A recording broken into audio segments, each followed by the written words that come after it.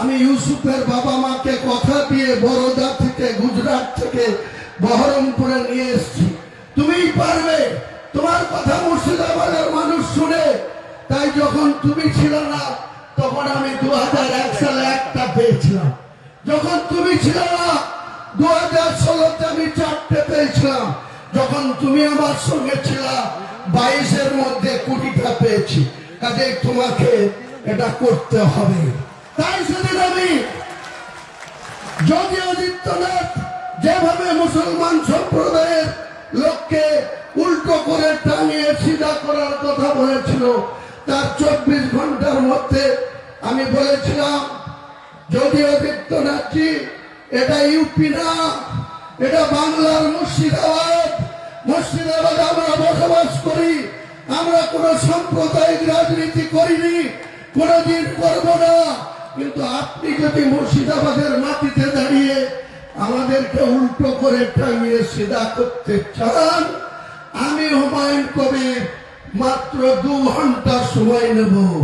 নির্দেশ দিলেই আপনার এই বিজেপি করা হিন্দু কটাকে 2 ঘন্টার মধ্যে ভাগীরথী জলে ঝাঁপ দেওয়া করাতে পারে।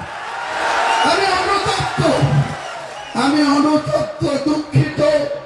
আমি রাজ্যের মুখ্যমন্ত্রীর কথা রাখতে গিয়ে সেদিন এই হিন্দু ভাইদের মনে যে আঘাত পেয়েছিল, আমি তার জন্য আজকে প্রকাশ্য এই লক্ষ লক্ষ মানুষের সামনে করজোড়ে ক্ষমা চেয়ে নিচ্ছি।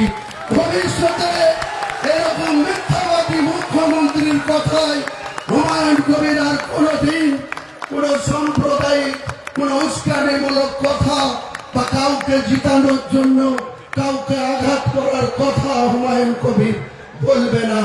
আপনারা ভরসা রাখতে পারেন।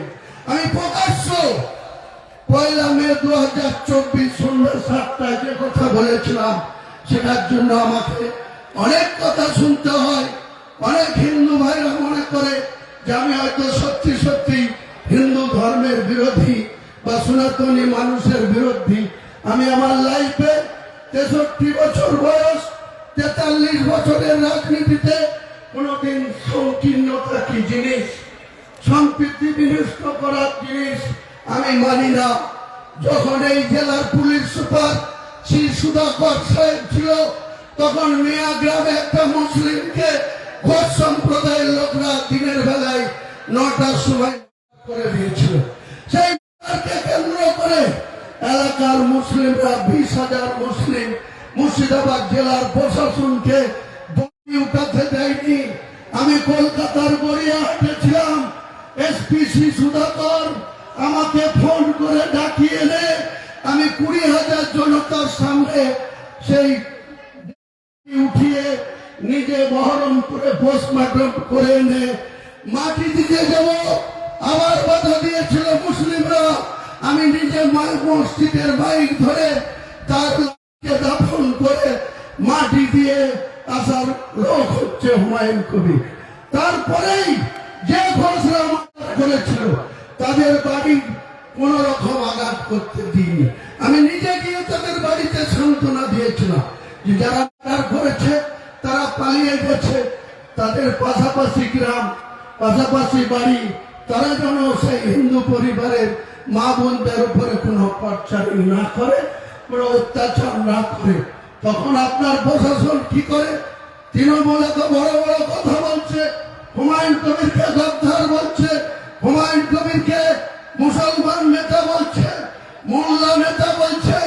আপনাদের খলিলুর রহমান সাংসদ, জেলার সভাপতি, আবার হজ কমিটির চেয়ারম্যান, তিনার বাড়ির পাশে হরগোবিন্দ দাস নৃশংসভাবে কি করে খুন হলো, চন্দন দাস কিভাবে নৃশংসভাবে খুন হলো, আপনার দলের এমএলএ আমিরুল ইসলাম কি করছিল, আপনার দলের এমএলএ ফারাক্কার মনিরুল ইসলাম এখন লম্পজম্প করছে সামনে।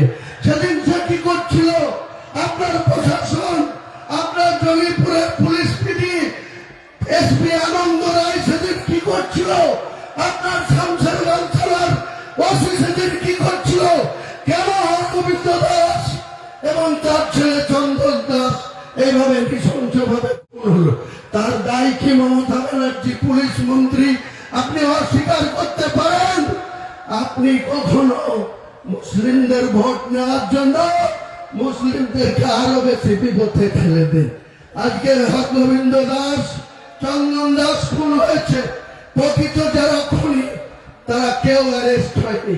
আপনার পুলিশ 13টা তর্তদা যুবক যাদের 22 থেকে 30 বছর বয়স তাদেরকে আপনার পুলিশ চাকরি দিয়ে লাইফার করে দিল। 13টা ফ্যামিলি শেষ হয়ে গেল। হরগোবিন্দ দাস খুন হলো, তার ছেলে চন্দন দাস খুন হলো।